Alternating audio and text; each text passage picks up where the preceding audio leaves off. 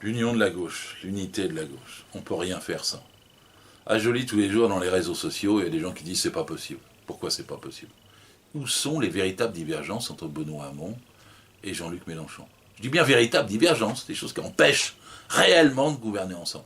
Alors on me dit c'est sur l'Europe. Non, il n'y en a pas sur l'Europe. Je m'excuse de balayer ça d'un tour de main. Mais enfin c'est quoi? Il y a un plan A où on essaie de changer l'Union Européenne. Ils sont tous d'accord pour un plan A. Et il y a un plan B, Piketty est aussi d'accord pour un plan B, si on n'a pas réussi le plan A. Bon, ça veut dire quoi? Ça veut dire qu'on se lance dans une bataille pour modifier les rapports de force. Bon, ben cette bataille, quand on veut modifier les rapports de force, on ne sait jamais d'avance ce qu'elle va être. Par définition. Vous ne pouvez pas savoir d'avance si vous allez avoir l'appui du gouvernement portugais, si vous allez avoir l'appui du gouvernement espagnol, plus italien, plus grec, plus belge, et vous n'allez même pas savoir si en septembre prochain, qui va être au gouvernement en Allemagne. Parce qu'en fait, il y a des élections. Et que dans les élections, contrairement à la France, il y a une possibilité d'union là-bas entre le Parti Socialiste, le parti qui est l'équivalent de M. Mélenchon, Die Linke, et les Verts.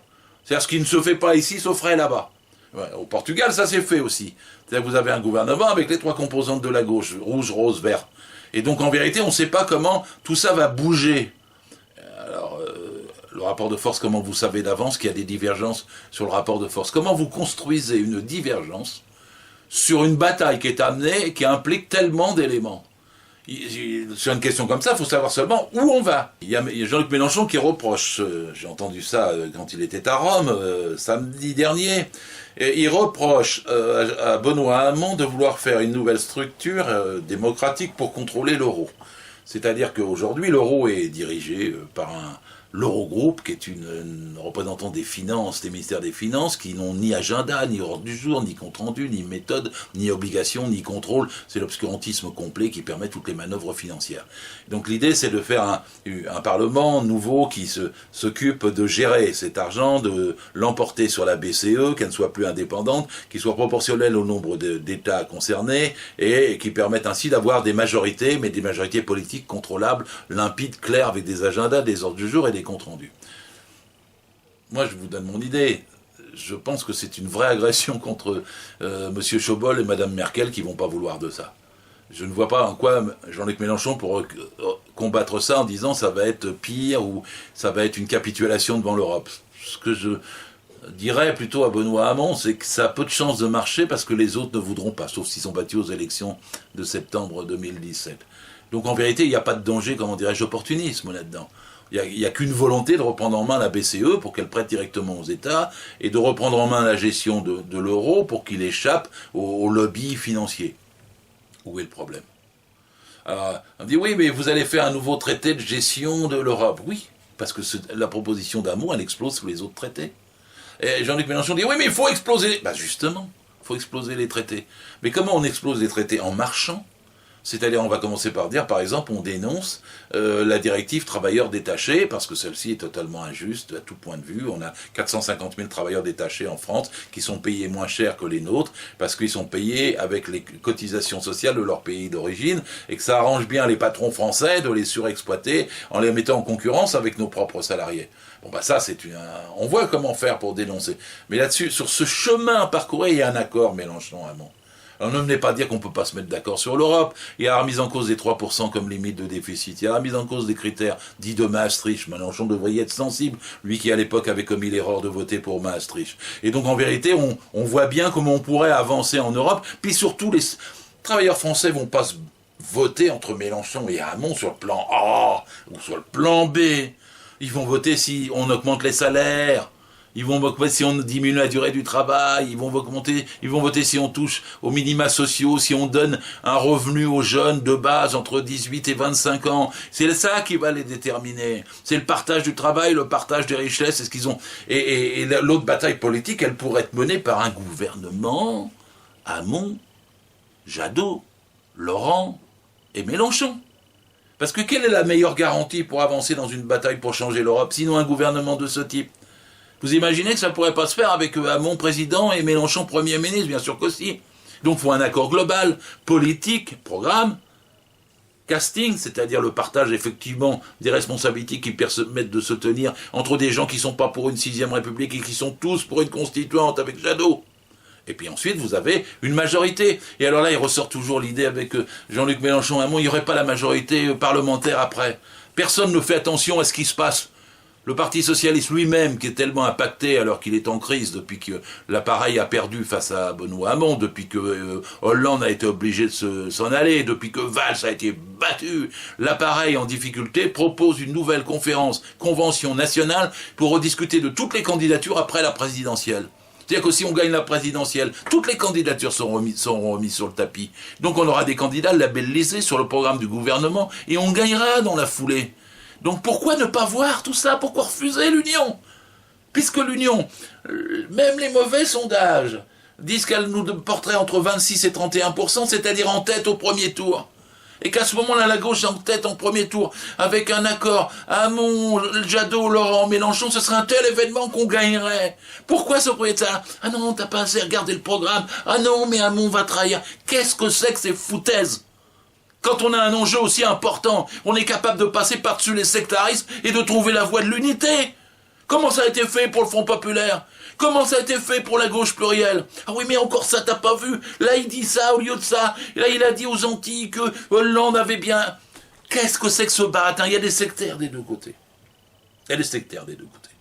Mais c'est pas cela qui nous compte. C'est les millions d'abstentionnistes qui bougeront s'il y a un accord.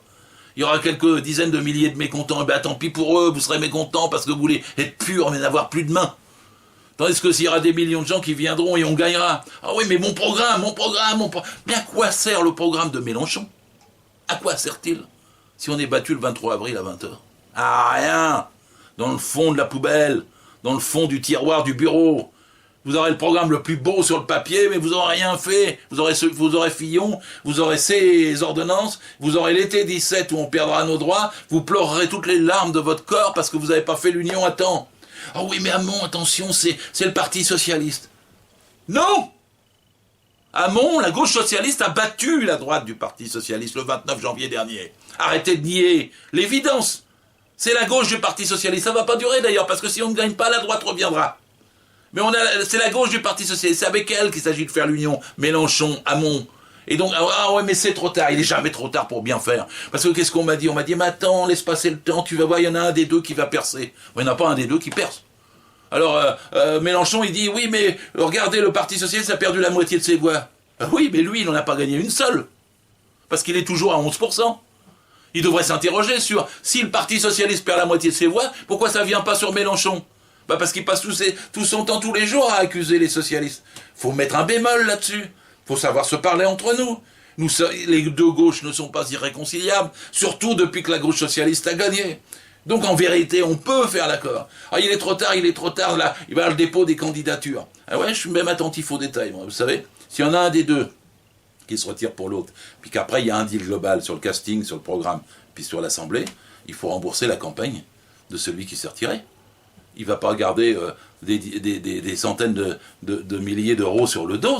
Évidemment, un accord global, c'est un accord global. Et, ah ouais, trop tard. Non, en 72 heures, ça peut se faire. Dès qu'il y a la volonté. Oh oui, mais regarde, il y en a quand même un qui va l'emporter. Alors, j'entends du côté de Mélenchon, on me dit, Mélenchon est à 20%, sur je ne sais plus quel institut canadien. Et la vérité, c'est que Hamon est à 10. Enfin, je sais qu'il y a des sectes qui se cultivent la tête, mais c'est pas vrai. Ce qui apparaît, c'est qu'on est à 12-13, 11-14, ça peut être 12-16. Qu'est-ce que ça a comme importance? Puisque dans des 2 cas, 3 cas, 4 cas, on perd. Donc il n'y a pas un qui percera. Donc la seule solution est l'accord. Et tant qu'on se rend compte que la seule solution est l'accord, alors on le fait. Ah oui, mais alors ça va être mal pris, on va avoir l'air de se mettre d'accord pour ne pas perdre. Bah oui. Et comment on va se mettre d'accord pour ne pas perdre? Et il n'y a pas besoin de s'en défendre, au contraire, c'est un espoir nouveau. On se rend compte que, et on dit clairement comment et pourquoi on le fait. Parce qu'on ne veut pas de Fillon, parce qu'on ne veut pas de Le Pen, parce qu'on ne veut pas de Macron, parce qu'on ne veut pas que la droite du fric, la droite des libéraux l'emporte et casse tout ce que nous avons comme histoire sociale depuis 70 ans en France. C'est aussi important que ça, la présidentielle. Oui, mais c'est pas les élections qui comptent, on va lutter après, bah mon œil. Parce que quand vous aurez Fillon pendant l'été, vous lutterez pas, personne luttera. Il nous fera la totale en 3 mois. Ah oui, mais si c'est Le Pen, on combattra. Vous avez essayé Hitler, puis vous allez voir si vous pouvez combattre. Ah oui, mais si c'est Macron, il sera fragile, on l'effritera, c'est pour ça que certains socialistes y vont. Mais si c'est Macron, ce sera la politique la plus ultra-libérale, financière, complètement vendue que nous puissions avoir. Vous vous rendez compte du choix et de l'appel que... Alors, il y a plus de 150 000 signatures pour l'unité. On a fait des rassemblements, on a fait des pétitions, il y a des artistes, il y a des personnalités de très grand niveau qui disent « Allez, arrêtez, unifiez la gauche, unifiez la gauche. L'unité de la gauche, on ne peut pas gagner sans la gauche. » Et c'est ça dont il s'agit. Alors, on a encore quelques jours devant nous, peut-être une semaine ou deux. Utilisons-les. Prenons 72 heures pour le programme commun, pour le gouvernement commun, pour la majorité commune qu'en sortira. Et ça sera l'espoir. Si on ne les prend pas, je serais triste avec tous ceux qui militent depuis tant d'années pour que ça n'arrive pas, pour qu'on fasse le bien, en fait, au peuple, aux salariats, à ceux qui travaillent, qui produisent des richesses et qui n'en reçoivent pas la part qu'ils méritent. C'est à eux que je pense d'abord, c'est pas des accords de sommet, ni d'appareil, ni autres. Parce que c'est les moins nantis, c'est les plus pauvres qui vont payer le refus d'être lucides et d'être unitaires.